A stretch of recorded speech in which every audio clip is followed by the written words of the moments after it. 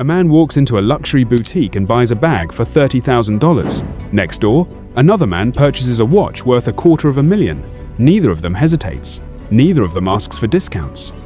And neither of them is doing this to impress strangers. Because for the rich, watches and bags are not fashion. They are assets. In fact, some of the world's most expensive watches and handbags outperform gold, real estate, and even the stock market. They rise in value quietly, cross borders easily, and hold power that most people never notice. This is the hidden investment world of the ultra-wealthy. And once you understand why the rich invest in watches and bags, you will never look at luxury the same way again. Most people believe the rich buy luxury to show off, to display wealth, to chase attention, to separate themselves from everyone else. But real wealth doesn't scream, it whispers. True wealth is quiet, controlled, and intentional. It does not chase approval, it seeks advantage. For the ultra-rich, luxury is not about looking expensive, it is about signaling belonging, a silent language understood only by those inside elite circles. A watch, a bag, a specific model, a limited edition, these are not accessories, they are codes. Codes that say, I am part of this world. Old money families have always known this. They avoid loud branding. They avoid obvious logos. They prefer subtle pieces that only insiders recognize. A simple leather bag that costs more than a new car. A watch that looks plain but carries decades of heritage and craftsmanship. This kind of luxury is invisible to the public, but deeply visible to those who matter. However, the story goes deeper. These items are not only symbols, they are strategic financial tools, portable wealth, objects that store value, survive inflation, and can be exchanged anywhere in the world. Unlike stocks or real estate, they don't require paperwork, banks, or permission. They sit quietly on the wrist or shoulder, holding more power than most people realize. And that power comes from one thing. Scarcity is the single most powerful force in the luxury world. But here's the secret. Most luxury brands are not rare because they can't make more products. They are rare because they choose not to. The richest luxury houses in the world have the factories, the workers, the money, and the technology to flood the market.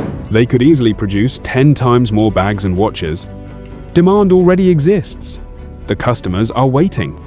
However, they intentionally hold back. They restrict production. They limit distribution. They control access. And by doing that, they turn ordinary objects into financial assets. Take luxury watches. Some models have waiting lists that stretch 5, 10, even 15 years. Not because production is difficult, but because scarcity creates obsession. When demand massively exceeds supply, prices explode. Suddenly, a watch bought for $20,000 can sell for $100,000 on the secondary market, not because the materials changed, but because access disappeared. The same thing happens with luxury bags. Certain models are almost impossible to buy directly from stores. Customers must build relationships, spend large amounts on other items, and wait patiently. Sometimes for years. By the time they finally receive the bag, its resale value is already higher than the purchase price. This transforms luxury into a controlled marketplace. A system where price is not based on materials or craftsmanship, but on permission. You are not buying the product, you are buying access. And access is the most valuable currency in elite circles. For the rich, scarcity does something else. It protects value. When inflation rises, when currencies weaken, when markets fall, rare physical assets become shelters. Limited watches and bags hold value because they are not affected by mass production. Their supply is locked. Their demand remains global. Their recognition is instant. This makes them inflation-resistant stores of wealth. While cash loses value, while stocks swing wildly, while real estate freezes, a rare watch still ticks. A rare bag still holds its price. And sometimes they rise even faster. But scarcity alone is not enough. What truly turns these objects into powerful investments is something deeper. They become portable wealth. For the ultra-rich, wealth is not just about how much money you have, it is about how fast you can move it, how quietly you can protect it, and how safely you can store it. And this is where watches and bags become powerful. Unlike stocks, they don't depend on market hours. Unlike property, they don't need documents or governments. Unlike cash, they don't lose value to inflation. They are physical assets that carry trust, recognition, and liquidity across borders. A rare watch can be sold in New York, Dubai, Hong Kong, London, or Paris within hours. A rare bag can be traded instantly in private networks, auctions, and collector circles. No banks, no approval, no delays, no questions. That makes them portable wealth. And portable wealth is priceless to people who operate globally. For centuries, the rich have always looked for ways to store value that cannot be easily seized, frozen, or tracked. Gold once served this purpose. But gold is heavy, regulated, and increasingly monitored. Cash is risky, bulky, and vulnerable. Digital wealth can be frozen with a click. But a watch on the wrist or a bag on the shoulder moves silently. It crosses borders without alarms. It stores value without systems. It converts back into money without attention. This is why elite families, royalty, hedge fund managers, and billionaires quietly accumulate luxury assets. Not to wear every day, but to hold, preserve, and protect wealth in physical form. And the numbers prove it. Certain watches have increased in value by hundreds of % in less than a decade. Some bags consistently outperform stock indexes year after year.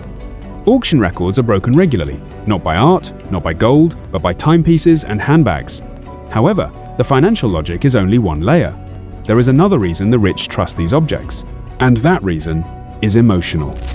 For the rich, money is not just numbers on a screen. It is security, power, freedom, control. Digital wealth feels fragile. Markets crash. Banks freeze accounts. Governments change rules. Currencies weaken. A fortune can shrink overnight because of decisions made in distant offices. But physical luxury feels different. A watch in your hand feels real. A bag on your shoulder feels solid. They create emotional safety. There is something deeply human about trusting objects more than systems. Humans evolved to rely on tangible resources, not abstract numbers. And even at extreme levels of wealth, this instinct never disappears. This is why physical luxury gives emotional stability. When markets fall, the rich can still hold their wealth. When currencies weaken, they can still preserve value. When uncertainty rises, they still feel grounded. But there is another layer: control of identity. Luxury allows the rich to shape how they are perceived without speaking. A watch signals discipline, patience, and power. A bag signals taste, status, and access. These symbols operate silently, shaping how others respond, negotiate, and defer. In elite environments, perception becomes leverage. One object can open doors. One detail can change treatment. One symbol can tilt power. And this is why luxury obsession never fades. Because it is not about beauty. It is about dominance.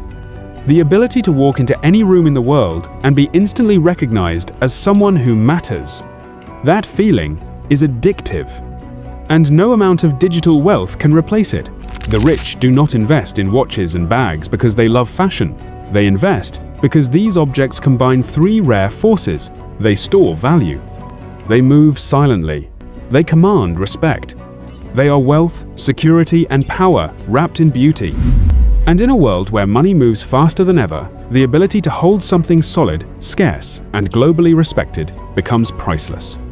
So the next time you see a watch worth a house or a bag worth a car, remember this: you are not looking at fashion, you are looking at strategy. If you had the money, would you invest in stocks or in something you could wear that holds value and power? Share your thoughts in the comments.